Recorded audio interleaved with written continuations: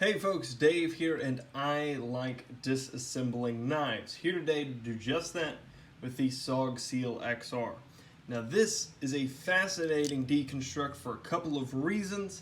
We'll get into that a little bit later when it becomes relevant.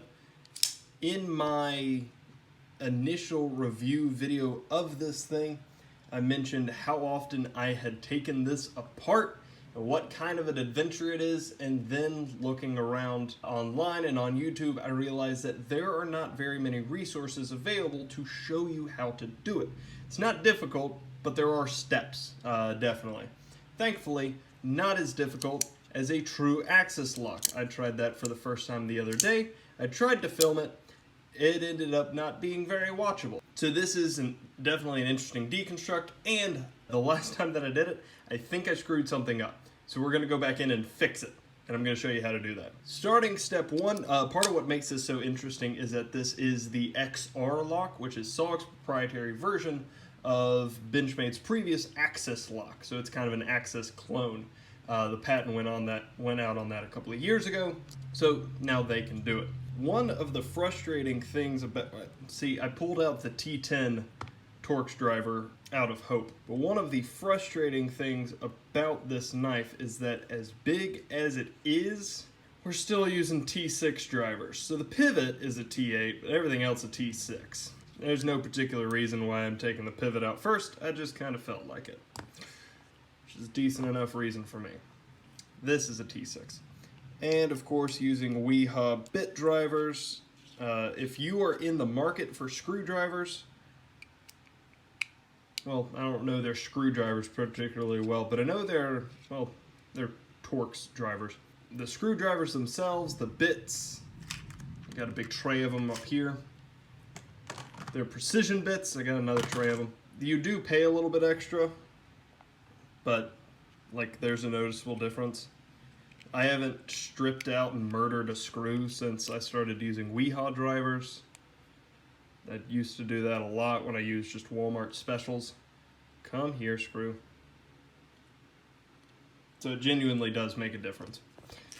Now, one of the interesting things about this is that this is a pile of Weehaw bits, except for the two T30s.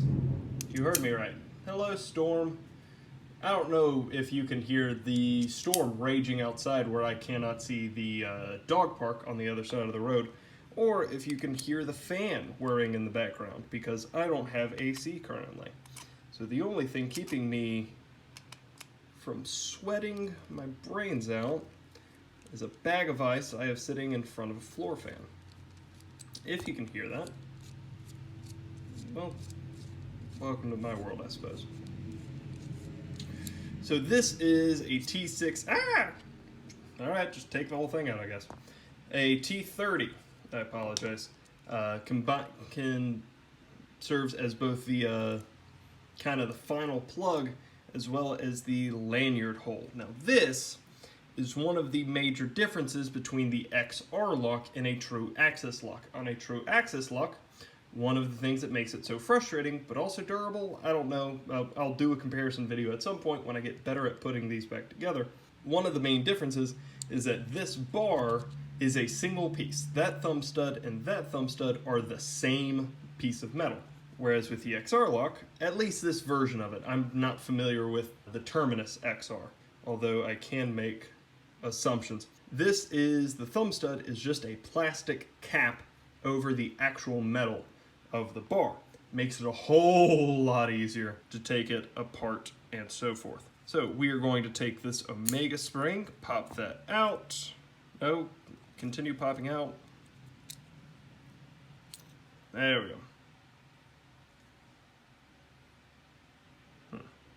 Really wish those things, oh, hot dog, I know you heard that. You may have seen the lightning from that, even with all the lamps I have going on. Cousin wanted to take me frisbee golfing, and I said I will go tomorrow, because I ain't going in this. There we go. So take those screws out, and those are the hidden screws that attach directly into the solid steel backspacer. There's a reason this thing is heavy, and well, that reason is because it's heavy. Just weasel my way in here, pop it off of the back stop. No, come here. Get off. I'm not screwed in anywhere, am I? I am not. I think I'm just... Oh, come on, thank you. There we go. So that is the solid steel liner. YouTuber Do It Now 00, I believe. I was talking to him on a comment thread, and he said that he had heard that these had a terrible rust problem on the interior liners.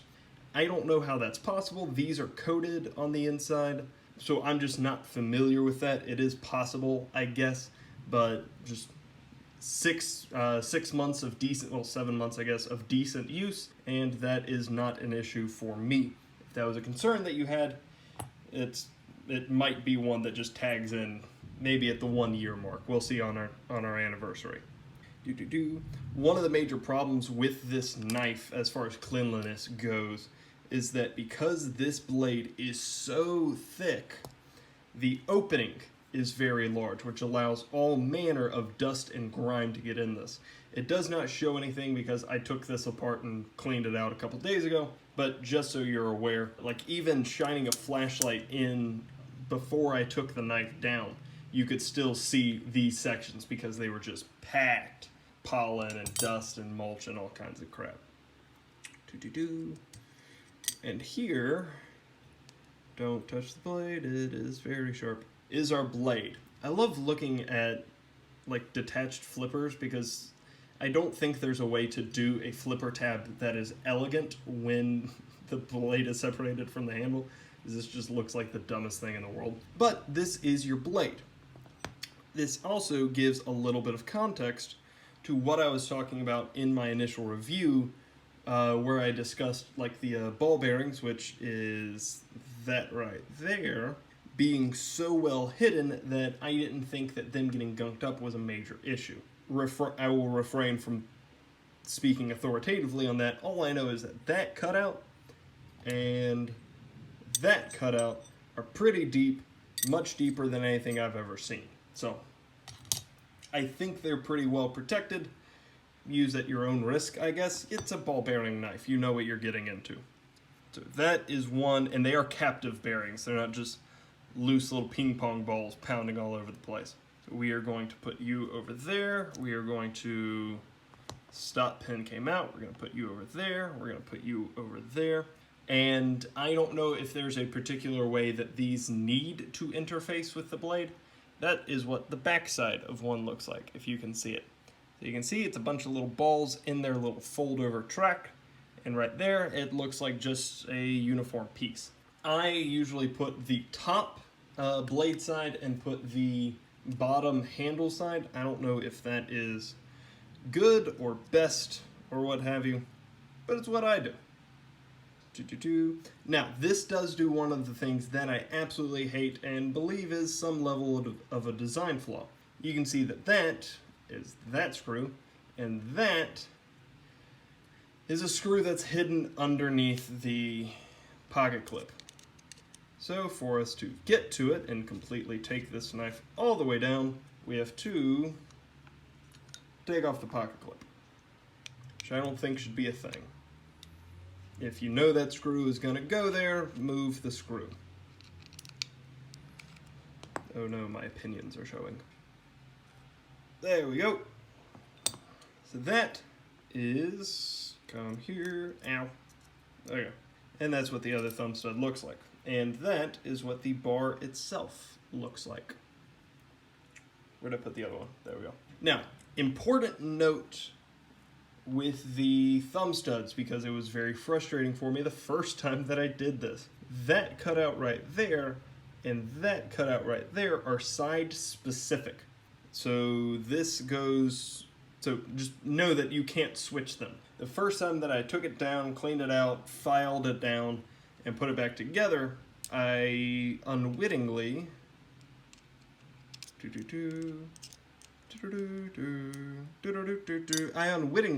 switched the pocket, not the pocket clips, the thumb studs. put them on the wrong side, which allowed them to open, but not to close. Which, as you can probably imagine, was a mite frustrating. Before I eventually took it all the way down again and realized what I had done. Because I am a son of a silly man. Don't tell my father I said that. Tea break? Ah, that is good tea.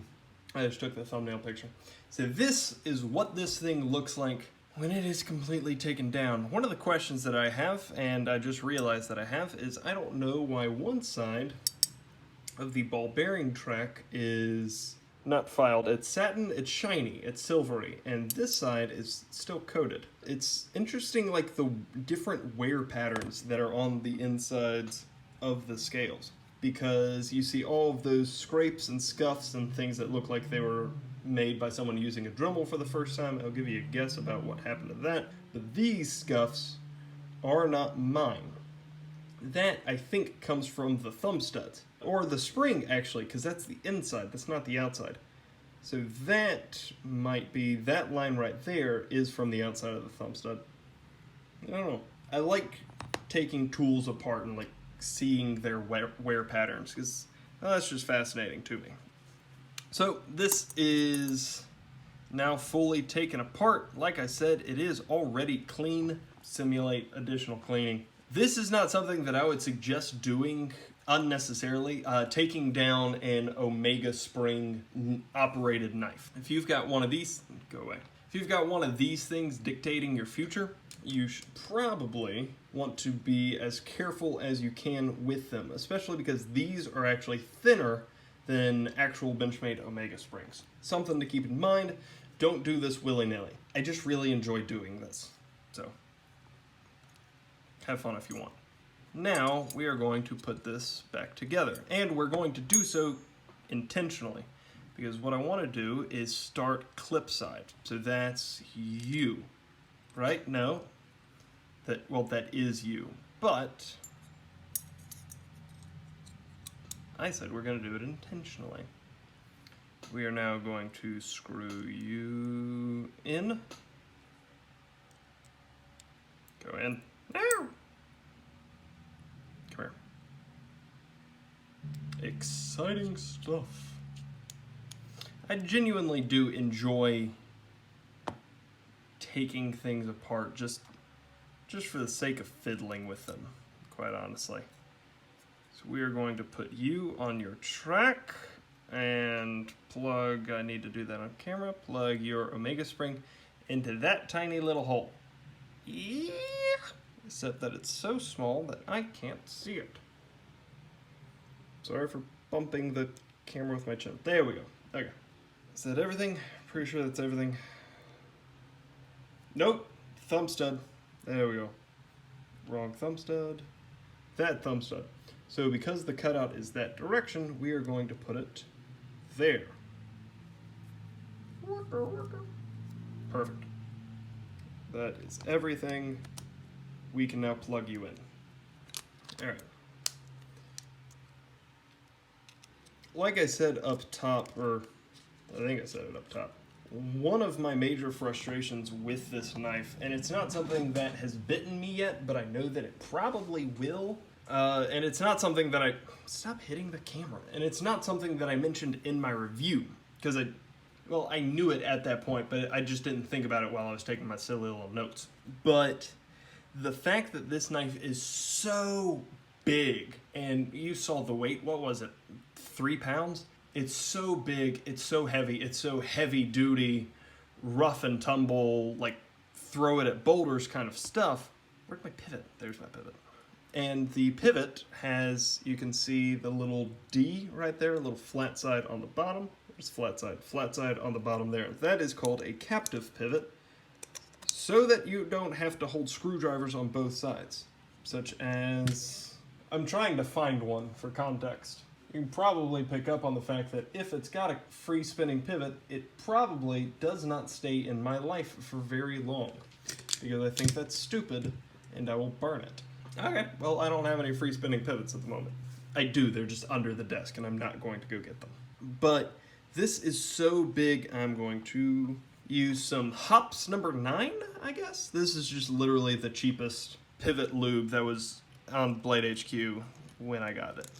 And overlube that, put you in. But because it's bearings and because it's so big and has all of these open spaces, you probably are just going to need to take this apart at some point. And as I've shown, it's not terribly difficult, it's not complicated. Like, there are steps, but it's not complicated. But because they are all T6, or not all T6, but let's see, 1, 2, 3, 4, 5, there are 5 T6 screws on this knife. You could have made them like could have made everything T8. My understanding is that the Wee Banter, designed by Ben Peterson, I think his name is.